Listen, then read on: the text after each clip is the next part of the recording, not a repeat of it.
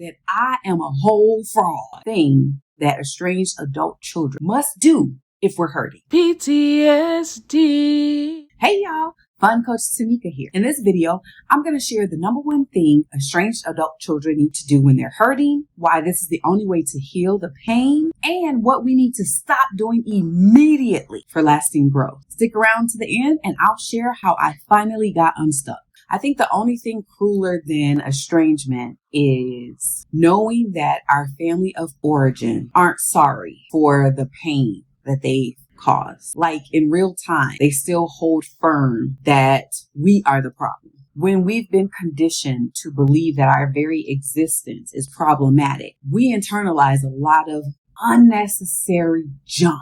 However, I'm here to help you let it go, let it go. I'm just going to go ahead on and make her part of the episodes because clearly she likes to have a cameo. You feel me? Confession time. I just realized that I am a whole fraud because I have struggled with posting consistently on this channel. Not because I don't have nothing to say, not because I'm not providing value, but it's because of this one reason. This thing has held me hostage for decades. Let me read this brief little letter I wrote to myself so that I can bring y'all in on this. Dear Tamika, I'm so proud of you. Although you had all the cards stacked against you, through God, you still managed to do some amazing things. Raising kids who are intelligent, well-rounded, and great citizens. Yes, please. Helping families all over the world heal their hearts so that they can resolve conflict more easily. Absolutely. Becoming a best-selling author of a parenting book even though you weren't raised by your own parents? You got it. And finally, being a highly sought-after speaker and leader? God did that. See how much you've allowed God to use you? It takes strength, courage, and wisdom to allow it, and you're doing it. Keep going. Love your face so hard. Fun Coach Tamika. So the thing that I've been struggling with for decades, imposter syndrome. For those of you who don't know what it is, imposter syndrome is the feeling of being a fraud, doubting your accomplishments, and fearing exposure despite evidence of your competence. One of the things my family used to do a lot is force me to shrink around them. I have this big presence, right? And I was ashamed of that because my family would say things like, oh, you too loud, you talk too much, you too this, too that, to whatever. And as one of my favorite poems, Our Deepest Fear, by Marianne Williamson says, we were born to make manifest the glory of God that is within us. It's not just in some of us, it's in everyone. So because my family were afraid to face their own fears, they made me bad for being curious and courageous enough to face mine, not knowing that they have greatness also in them. It's not just me. I was just courageous and curious enough to tap into it. So in turn, I began to shrink around them in hopes of pleasing them. And they still weren't pleased. As a matter of fact, they were more resentful. And that was the moment that I realized that I must be a fraud. You're not an intellectual. You're a fake and a fraud. Because if I can't please my own family, I'm not who I think I am. So how does that play out in life? Through consistent mediocrity.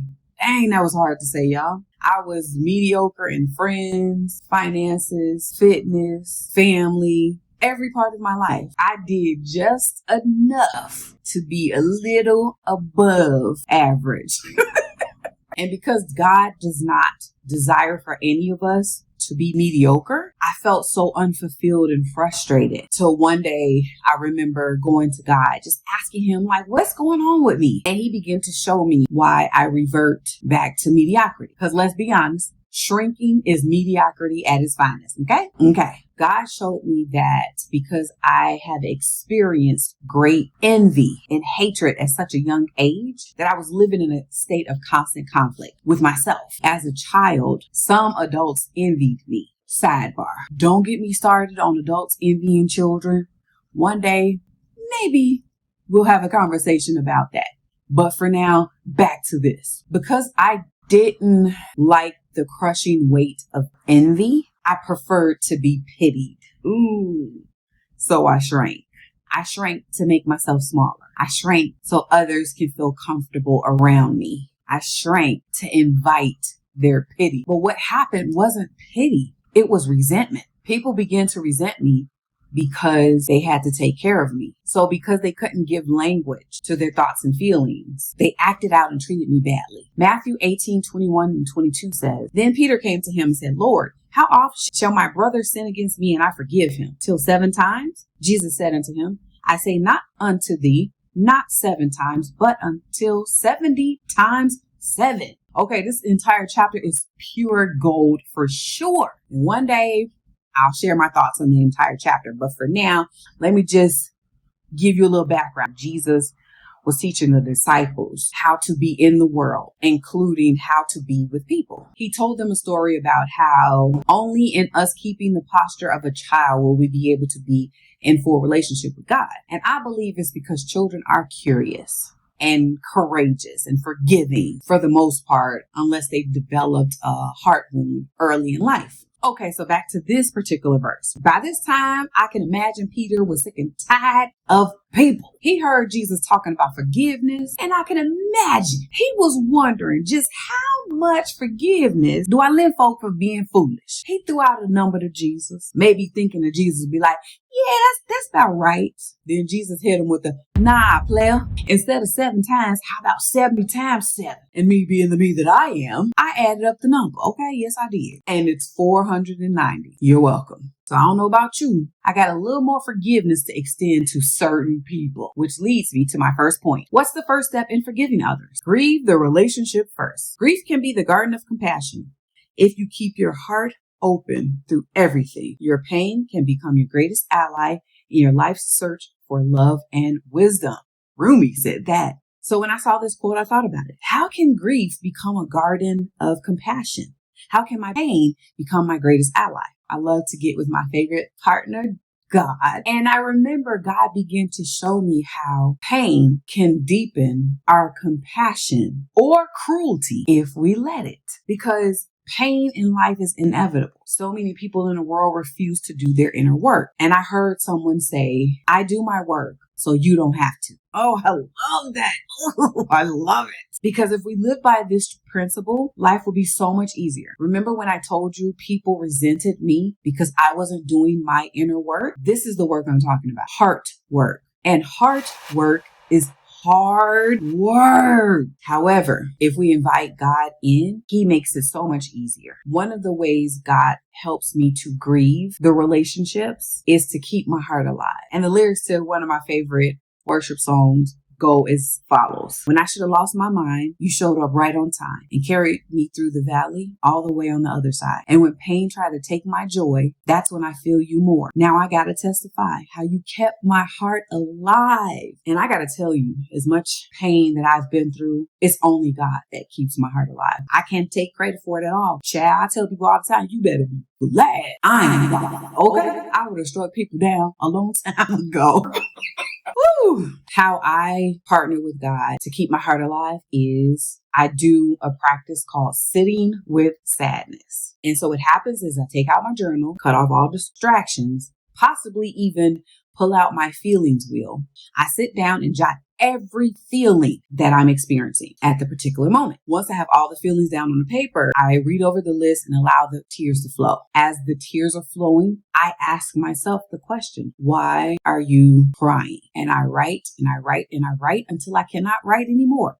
I don't stifle any of the feelings. Whatever it is, I allow it to come up. If I say I hate this person, I let it come up. And so whatever it is that comes up, I write it down. The more I grieve a particular relationship, the less it hurts. I remember in my therapist's office, there was this thing on the board that says pain plus resistance equals suffering. So when we decide to stop resisting the pain and kind of like lean into it so that we can feel it and grieve it, we'll be able to heal it a lot faster. Check out this video right here where I share about the benefits of journaling and how it's so therapeutic, which leads me to my next point. Why is forgiveness the only way for us to fully heal? We can't heal what we refuse to reveal. I get it. Some of the things that people have done have been hateful, evil, and downright egregious. If you're anything like I was, you didn't have a healthy outlet for your emotion and pain. So I know I did. I turned inward and my pain turned into rage. I was raging and had no idea because I was so disconnected from myself. This is where the phrase hurt people come from. You're holding on to so much hurt and you're walking around with it. And so every person you bump into, guess what? You're spilling that hurt onto them. I remember I was in trauma therapy for about a year before my therapist heard me say, I was like, man, I'm so sick and tired of people telling me I'm angry. She looked me in my eyeball and say, you don't see why they saying that? Go. Oh, don't be angry. I'm not angry. I think it's funny. I was like, no, I literally didn't know. I said, can you give me an example of why you say that I'm angry? So she proceeded to tell me about the edge that I had in my voice, how my tongue was so razor sharp and how I was so quick to cut people out of my life. My cutoff game was strong. Okay. Then she finally brought to my attention the first year that I was in therapy, I would come into this session, sit on the edge of the couch as if I was ready to run. And I told her it was because I was so used to people letting me down that I wanted to be prepared for my next disappointment. My heart was so broken. I didn't trust anyone to be anything other than a disappointment. And so I chose people, places, and things that were utterly disappointing. And up until that moment, I couldn't heal that part because I didn't know it was there. You can't heal what you don't reveal. So this is why I always say journaling is amazing to help you to reveal what's hidden so that you can heal it. I was always the life of the party. People wanted me around. When they needed someone, they knew they could call on me. I was the person with the smile plastered on my face. But what I didn't realize is that I was people pleasing, aka shrinking. Big time. I was so afraid people were going to leave me that I was doing any and everything to please them till I reached my limit of being a doormat. Then I would say something slick that more often than not caused damage in a relationship until my therapist put this mirror in my face to show me that's rage. And when she put that mirror, I decided I no longer wanted to be enraged, that I didn't want to people please, but I didn't know what to do or how to do it. And she introduced me to one word that changed my life. And it's learning how to practice healthy boundaries. So when I first learned about boundaries, I was doing it wrong, y'all. I was like, oh yeah, I'm about to give you a boundary, definitely you a boundary, you probably 2 or 3 more boundaries, because I thought it was a way to control other people. No, I quickly learned that boundaries is a way to show myself radical self-love, and that boundaries, when implemented correctly, is a silent act and pact that you have with yourself. No one should know that it's a boundary but you. Everything else is a guard. So one of the main boundaries I set up to minimize people pleasing is I ask myself one question. If I do this thing for this person and they don't reciprocate, say thank you, or do anything for me, will I still do this? If the answer is no, I do not do the thing for them. And that is how I stop people pleasing. Okay, so this final point is the main thing that estranged adult children must do if we're hurting. The question is, how do I forgive someone who hurt me so much and isn't sorry for what they did? Stop hiding if you want to stop hurting. A movie came out in 2017. They made $435 million in the box office. The movie was based on the life of P.T. Barnum, featured catchy music, performers, and daring acrobatic acts. There were several songs on this soundtrack that I could mention.